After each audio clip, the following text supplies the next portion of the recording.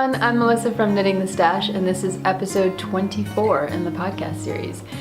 You can find me just about everywhere as Knitting the Stash on Ravelry and YouTube, on Instagram, and on the blog, which is knittingthestash.wordpress.com.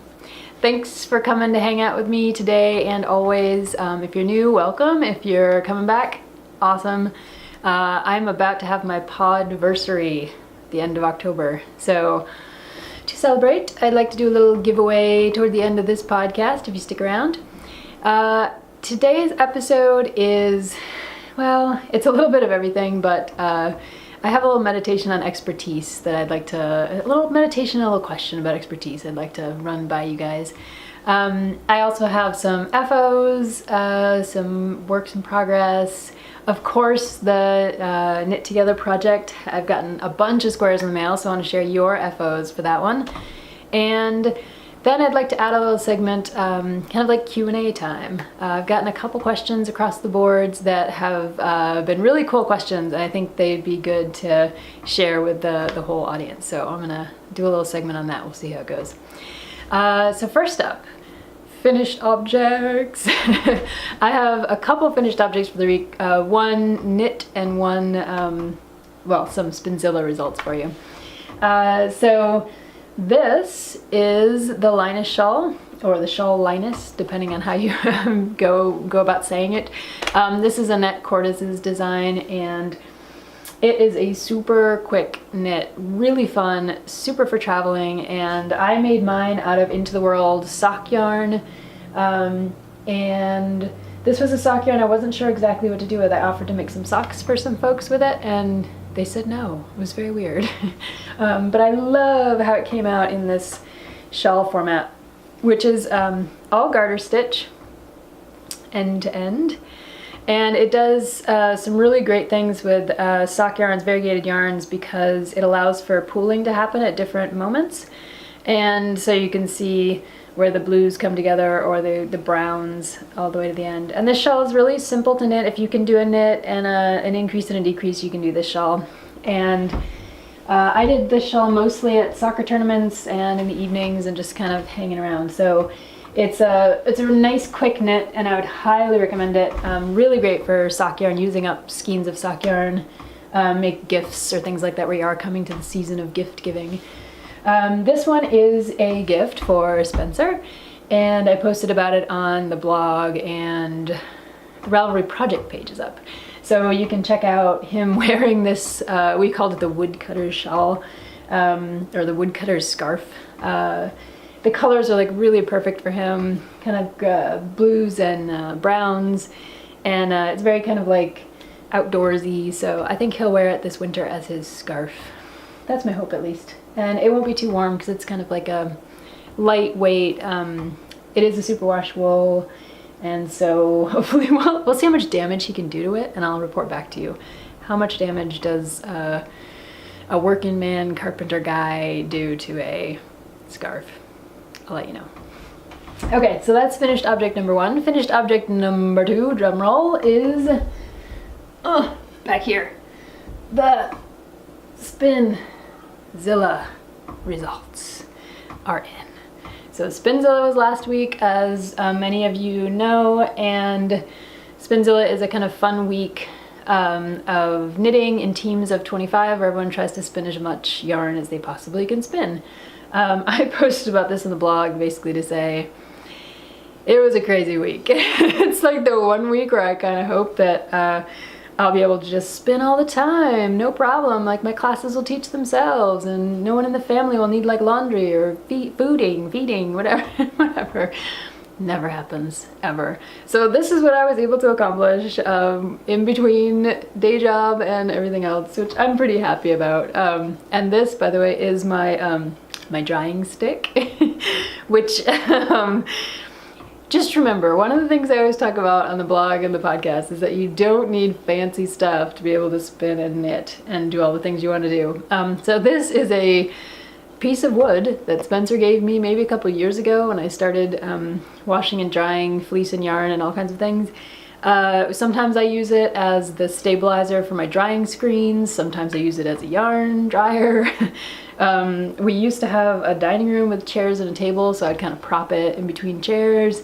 We have since kind of streamlined our house and gotten rid of the dining room table and the dining room chairs. So I posted on Instagram how I've basically used this as a flagpole and stuck it into our game cabinet at this point to try to dry things. So I love this dry-in stick and it's pretty great. So, okay, more importantly, here's the yarn. So the yarn is, you can probably see this, it's like squishy, plump and nice and totally washed and beautiful. All my skeins somehow came out balanced, which is a good sign. Sometimes when I spin quickly and not as much mindfulness, I worry that they won't come out as balanced, but these came out super balanced.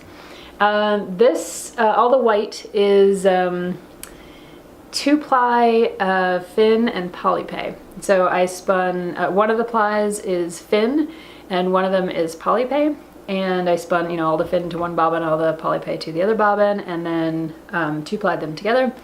I had originally planned for and had enough fiber to make it a 3-ply, but in the time limits of Spinzilla, that just wasn't gonna be possible. So I went with the 2-ply, which is fine.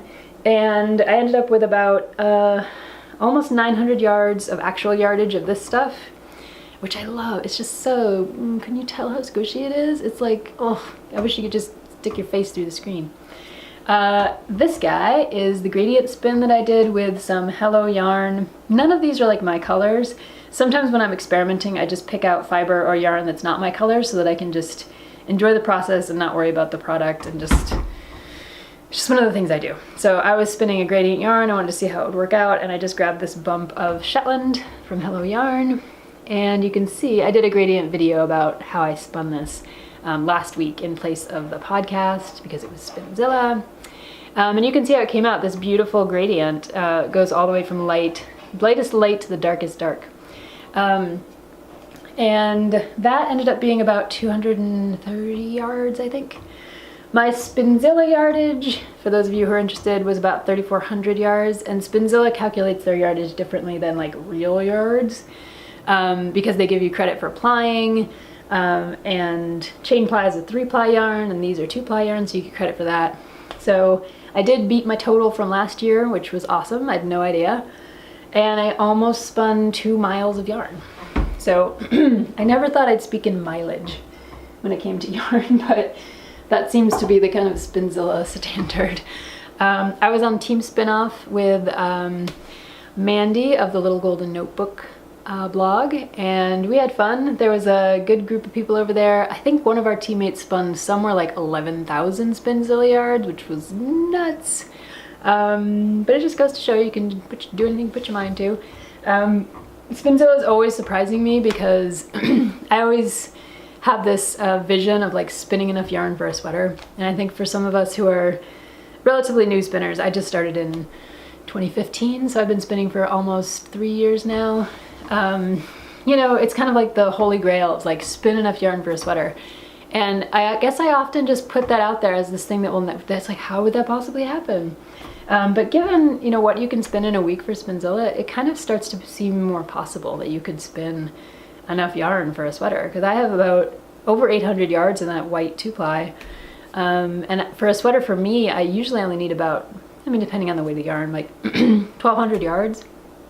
So that's not that much. Like, you could totally do that. And so I guess I just encourage all of us to like get out there, do the things that we think we can't do, or the things that seem like huge pie in the sky kinds of things. And there have been some really great knit along and spin along things going on with, like, Sarah of Fiber Trek has had the Shackleton project going on for a while, which is kind of like take the thing that seems like the biggest thing out there and go for it.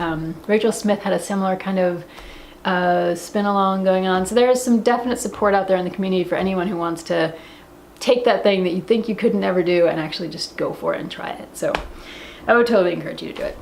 So Spinzilla was good. I learned a lot. I had fun. I got to use my giant bobbin, the jumbo flyer for the first time. And that was quite an experience. I found that it didn't quite work as well with my Ladybug as it probably would have with the Matchless. just because the Ladybug is a little bit lighter of a wheel. It didn't have as much heft to it, and the Jumbo Flyer is like, it's a big deal. It weighs your wheel down in some interesting ways. So next time I use the Jumbo Flyer plier, I will try it on the Matchless because I think there'll be a better weight balance on that. But it worked. It worked on the Ladybug, and that's how I was able to get that. All of that yarn you saw was one big skein of yarn, and I had to actually break it up to be able to count it and put it on the nitty naughty and be able to tie it off and wash it. And anyway, it was fun. I learned a lot, and I think I would do it again next year, like 3 years running. So that'd be kind of cool. Okay, works in progress. Works in progress have been a little funny lately because I finished the shawl, Spinzilla happened, and then the week after Spinzilla I tend to be like, whoa. Plus, work has been nuts, like insane. I'm halfway through the semester and I am just gonna make it. It's like being halfway across a really, really cold water in the mountains, like a cold river in the mountains, and like there's no turning back and you can see the shore, and all you have to do is just convince yourself to push on through. So that's where I'm at with the semester, and this last week was a lot of fits and starts with knitting as well, because some of you know I'm trying to work on the design of a sock yarn blanket, and that's really been fits and starts. Hopefully I'll have something for you soon. This great book came out this week, Japanese knitting stitch Bible. It's a translation. It's a super awesome book. Incredible patterns, just like some of the most beautiful kind of like intricate designs that you can imagine. You think about Japanese knitting, it's just like gorgeous architectural kinds of patterns. And for someone like me who loves texture, it's like the perfect book. So that came out this week and kind of took up some of my time. I was learning how to do some of these stitches, and my goodness, no, it's not, the stitches themselves aren't complicated, but the way you read the charts is complicated, because the charts in this book at least are written right side only. So when you come back across, if you're knitting flat, if you come back across on a wrong side row, you have to reverse all the stitches. And in each pattern, the blank, the blank spots on the chart are not always knit stitches. Sometimes they're purls, sometimes they're knits. So if you don't know if they're purls or knits and then you're reversing them, it gets wild. So I had a kind of a wild week, trying through fits and starts to get things done. Not so great. But Spencer's yarn showed up, and this is the beautiful snailed in yarn I've been waiting for, from the Faroe Islands. And this dates back to an episode where I talked about wanting to knit with yarn that was in the grease. And so this stuff has more lanolin in it than most yarn, and this stuff is cool because it was milled in a fiber mill on the Faroe Islands. So I had to wait for a while because the company that I bought this from needed to order the yarn directly, and they didn't have enough of the same color lot, and that's really important for sweater knitting. And Spencer really wanted this beautiful gray. So I have this beautiful gray that came in, and this is the sweater pattern that Spencer and I worked out. This is Denali by Nora Gone, and I think you can see those cables there. It's an all over cable pattern, all in the front, same on the back, and it has saddle shoulders for the sleeves. I'll give you another close up here. So you can see it's like a nice textured pattern. And Spencer's requested some extra cables on the sleeves, and since it's saddle shoulders, that should not be a problem. So I spent some time swatching up for the project. This is my swatch. And it's the two different cables that are on the front. So there's a really chunky 5x5 cable here, and a less chunky, this ends up being a 4x4 cable here in certain places. It looks like less of a 4x4 cable, but that's just because of the way it looks. And I was impressed with the way the yarn knit up, in part because with a sweater like this, with a sweater that's all cables and a men's sweater, so it's gonna be bigger, there's a real chance that this fiber is going to experience a lot of pull just because of the weight of the yarn. I mean, cabling adds a lot of yarn to a swatch like this has more yarn in it than a swatch like this with this size with stockinette.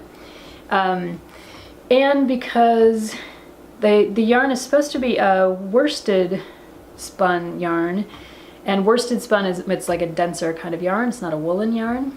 But this actually feels like a woolen prep, almost, because it's fairly light, even given the number of cables that are on there. So I'm kind of psyched that it feels, at least swatch-wise, like it's going to work out. The yarn seems to have some really good elasticity and memory to it, and it seems a little bit stiffened up by the cables. So I think those are all good signs.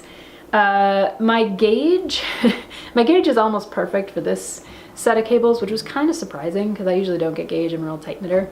But for the chunkier cables, my gauge was off by about 1/4 inch. I'm about 1/4 inch wider than I should be on this one. So I'm probably gonna need to adjust the pattern accordingly. And so that's kind of what this weekend is for. I need to get Spencer's total measurements. I need to have some concentrated time to sit down with the pattern and do some sweater math and adjust for that 1/4 inch and kind of figure out how he's gonna wear it, what he's gonna wear underneath it, how much ease, all those kinds of good things you gotta figure out for a sweater. So I'm really looking forward to that. And it just feels, I know how good it feels to wear garments that you've designed for yourself and that you've knit for yourself and they actually fit you.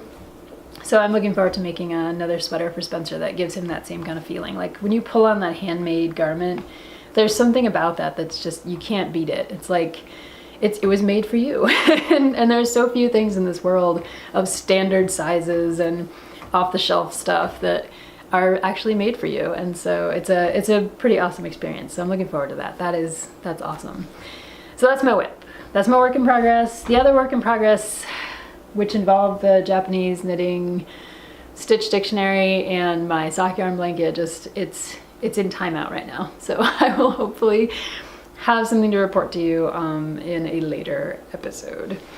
Okay, so the next segment is your FOs. So many of you sent me wonderful blanket squares for the Knit Together project, and I like to share them on the podcast whenever I can.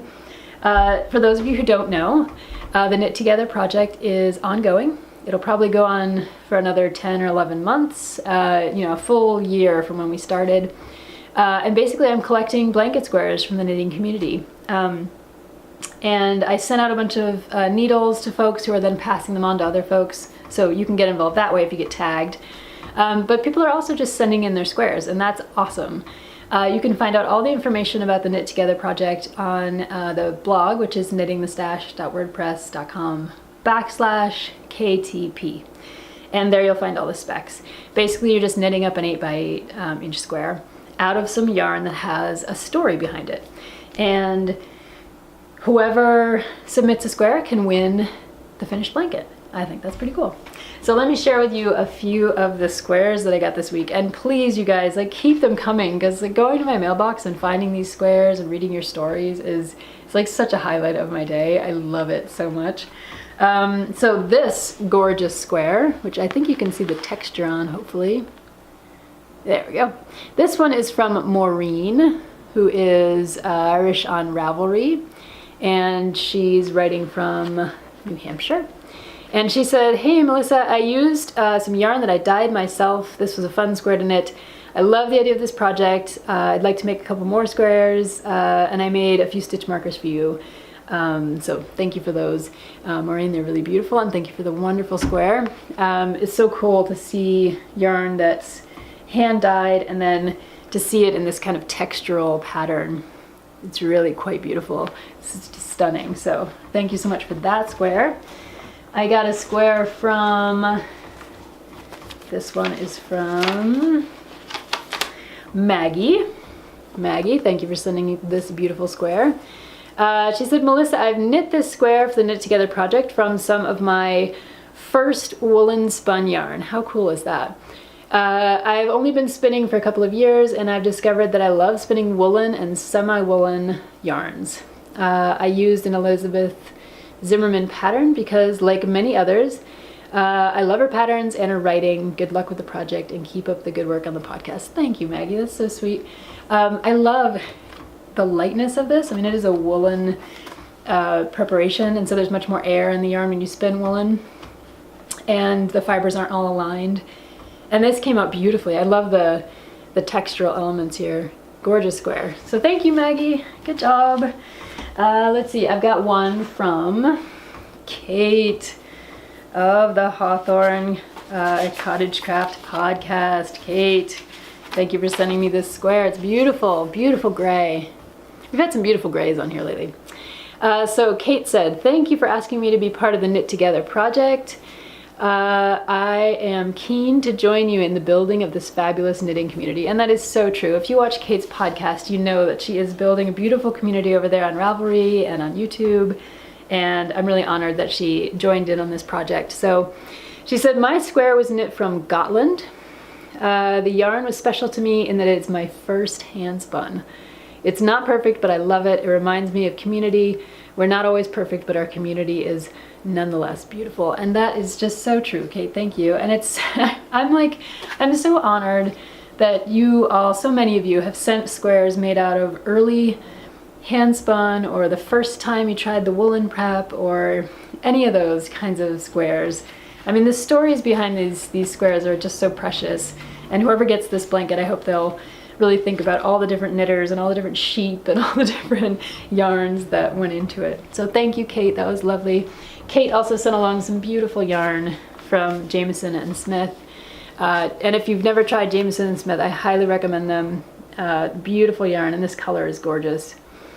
So thank you, Kate. These are beautiful. So lucky to have such a community around here. And I have a couple more squares for you. One is from Melinda. Now, Melinda's square, you have to go check out her story on her blog. And I will put the info in the show notes because this just isn't going to do it justice. So Melinda knit her square with a kind of technique of shadow knitting. So I just don't think the screen's going to pick up on it. But in person, if you look at this from the right direction, the square actually has a separate pattern built into the other pattern. So cool. So go check out her blog. I will put it in the show notes.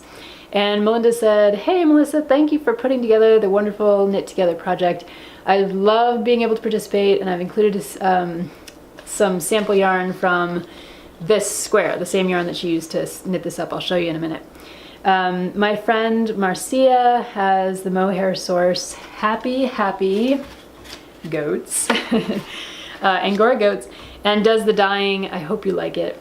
Thanks again for the community connection. And so she knit this out of this beautiful mohair merino, and I'll show you what the yarn looks like. It is incredible. So for anyone who's interested in getting your own mohair merino, check out Good Vibrations, which is this. This is Melinda's friend's hand-dyed yarn. And this one is in the Ode to the Hemlocks colorway, and this one is in Deep Forest. And they are really, truly beautiful. Thank you for sending them along, Melinda. I love sharing this kind of stuff with folks on the podcast so that you can know if you're looking for an awesome merino mohair worsted weight yarn and a new indie dyer to check out, Good Vibrations. Check them out. Really beautiful work there. So thank you. That one's great. I've got one last one for you. Okay, this one is from Mary Jo. Got like too much stuff to hold up. This is Mary Jo's beautiful square. Check this out. Nice deep brown. And Mary Jo said, I've been listening to your podcast and wanting to send you a project square, but I kept getting stuck when I tried to find a special yarn or a stitch pattern. The last 2 episodes I've listened to gave me an idea. My blanket square is made from Bluebell's fleece, and she sent a little piece of Bluebell's fleece. It's so cool. Bluebell's fleece bought at Wisconsin Sheep and Wool. It's spun in the grease. Not literally, she said. It's washed with lanolin left in it. And so you can check out her project page under Melissa's Knit Together project for more info on the square and on the sheep. So thank you so much, Mary Jo. Beautiful work, and it's so cool to meet another sheep. We've had a few sheep on the podcast as kind of like special sheep guests, and Bluebell is now among their ranks. So thank you for sending those in. It's awesome to me to be able to facilitate this kind of community building and story sharing, and for all, you know, for people to hear how important yarns are for each other. I know Clara Parks has a new book out on stash, and I think part of that book, I'm trying to get it from my local library, but it's just come out, and part of that book is people talking about their stash and the yarns in their stash and why they're important to them, what stories they have. And I think on the back of the book it says something like, every knitter can pull a skein out of yarn out of their stash and tell you a whole story about it. And that is so true, and I feel like I've heard so many wonderful stories in this Knit Together project. So please keep your squares coming. You can get in touch with me on Ravelry or on YouTube or on the blog, and I'd be happy to talk you through it and to receive some squares for you and get you entered into the Knit Together project giveaway for the blanket. So keep them coming. Okay, so in the last few minutes of the show here for today, I have two things I'd like to do. One is a Q&A, and the other is to talk a little bit about expertise. So first up, I've gotten a couple questions from folks about what to do if you're a beginning spinner and where to go, what kinds of resources to look for. And I'd say for me there were like a few really important resources beyond just the local guild in town, where I met so many wonderful women who had such can-do attitudes that it just inspired me to get going on all of this, from, you know, starting with the sheep all the way through spinning. So of course, if you have a guild in the area, go for that first. But if you're a beginning spinner, what are the sources? Some things that I found helpful when I was trying to learn, I thought I'd share them with all of you. And this goes back to an episode earlier where I was talking about, I think I showed you my first hand spun, and talked about the fact that we've all come from somewhere, and that what might look like expertise or mastery comes after many years of practice, and that we all started out with that first kind of knobbly skein of yarn or that first ill-fitting sweater, and it's really important to recognize beginners and experts and what we can learn from both parts of the, you know, the journey through knitting and spinning. So what did I learn from when I was a beginning spinner? Well, one of my first and best teachers, I think, was JC Boggs Faulkner, and she has an awesome craftsy class out there called Drafted from Woolen to Worsted, or Worsted to Woolen, one or the other. Great craftsy class, and she's one of those spinners that really does believe in that there's no real true like right way to do things. There's a way that you do it that works for you, that produces the yarn you want, that feels fun, you know, all those different kinds of things, and she'll take you through all the different techniques. I found it to be just an incredible resource. She's also the editor of Ply Magazine, and Ply Magazine is super resource. They do specific issues on specific skills or breeds of sheep or styles of learning or whatever it is. A great resource. It's like the spinning magazine that I wished for, and then it appeared, and it's just been wonderful to follow them. And JC Boggs Faulkner is kind of how she's gone about producing that magazine. So that's great. Same with Spin-Off, great kind of general resource. The other two resources I would mention, first, Rachel Smith. And Rachel Smith's Woolen Spinning podcast, I've talked about her on here over and over again because she is such a spinning inspiration for so many of us. When I first started to spin, I found her early podcast episodes, and I pretty much watched all the way through those early episodes up into the 20s and 30s. Because on each episode she's just going through what she's learning, how she's doing things. I learned so many things about joins and color and how to draft and how to keep records. She's an incredible resource, and you should check out the Woolen Spinning podcast and Rachel Smith if you're interested in learning that way from other teachers. And then the last resource that I would highly recommend is are a couple books by Anne Field. And they are Learning to Spin, or Learn to Spin, and Spinning Wool Beyond the Basics. Both of these books, I'm not a, it's funny for me to say I'm not a book learner because I'm a professor, but when it comes to practical, tactical kinds of things, I learn much better from people than books. But these Anne Field books are really great, and for me they came a little bit later than learning from people. I picked them up after I had started to learn to spin. And the nice thing about these books is that they really go in, she really goes into like the hows and the whys of what makes what you're doing work. So especially in, say, the Spinning Wool Beyond the Basics, she talks a lot about different breeds of sheep and how the staple length or the luster or the whatever it is, the twist that you add, you know, all those different kinds of factors can play out in the final yarn that you want to produce. So I would highly recommend Anfield. And that kind of Q&A of like, what did you start with, reminds me of something I've been really thinking about this past week, which is expertise. And partially this came up for me because I was watching episode 39 of the Fruity Knitting podcast, and they have a great podcast. If you haven't checked them out, you should. They have something for everyone there. There's interviews, there's technique, there's banter about different knitting techniques, and Andrea and Andrew are really fun hosts, so I would highly recommend them. But episode 39 had brought them to Shetland Wool Week, and it was kind of the aftermath of that. And during Shetland Wool Week, they did a couple interviews. One was with Carol Christensen, and one was with Hazel Tyndall. And Carol Christensen is a curator at the Shetland Museum Archives. Incredible textile expert in terms of, collecting textiles, knowing about their history and where they came from and how to analyze them. That segment was incredible. But the segment that really has stuck with me is this interview that they did with Hazel Tyndall. And she's a Shetlander, and she has been knitting, she said, basically, she can't even remember when she started. It's been so long. And she held up, at one point she held up a Fair Isle sweater that she had finished when she was about 12 years old.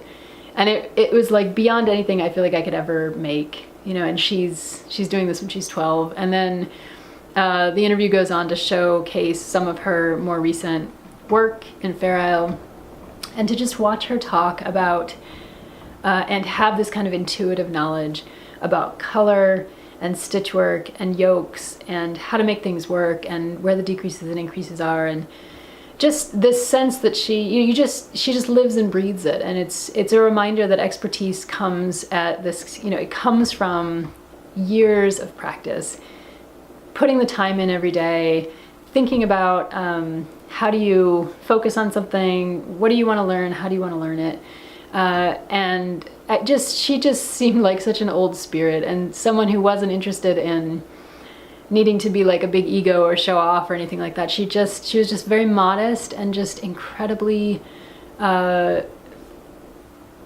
brilliant at what she was doing, and it was just a joy to watch her. So it just reminds me that, how do you become an expert?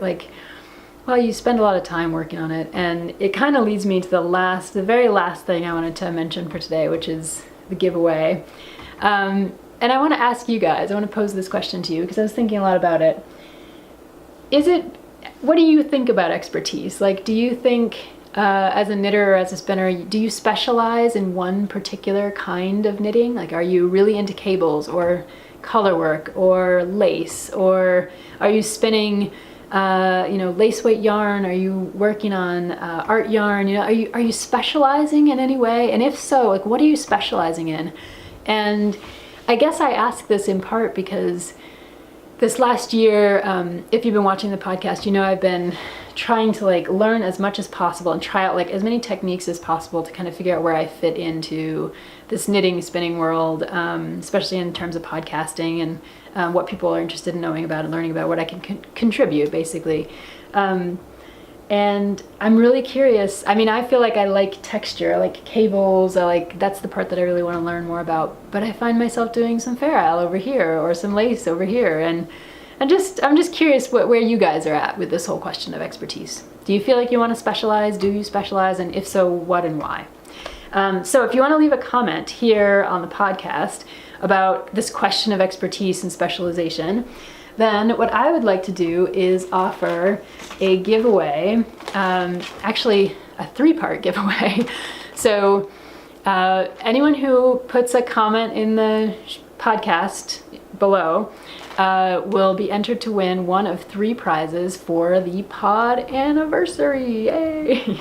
And here are the prizes. So one is some spinning fiber, this cool spinning fiber that came from Paradise Fibers, And it is in the golden lime colorway. It is merino, soybean, silk, and angelina, and it is gorgeous. There's a full 4 ounces here to be spun up. Really, really pretty. So that's one of the prizes. The second prize is this cool gradient yarn set from Katja, and it is 100% extra fine merino. So someone will win this guy. Check that out, all the different beautiful blue colors. And it includes a shawl pattern in case you want to just make the pattern and you don't have something else in mind for it. Prize number 2. And prize number 3 comes from a guild member who has kind of retired, but she put together some beautiful stitch markers as part of what she used to do. This is Becky Simon from Whisker Knits, and I purchased these at a recent sale and a big kind of bunch of stitch markers, and I thought it would be really cool to pass around something from my guild member to someone who wanted to win some beautiful stitch markers. So these are the stitch markers, Whisker Knits, and that's prize number 3. So there's lots of ways to win. Come celebrate my pod anniversary with me at the end of October. I will announce the winners on the next podcast, so episode 25, which will be the true anniversary of the podcast. And all you have to do is leave a comment below about what you think about expertise and specialization, and if you have anything else to add about what you learned about spinning and knitting over the years, I'd love to hear it. So I think that's it for today for me. Thank you so much for tuning in.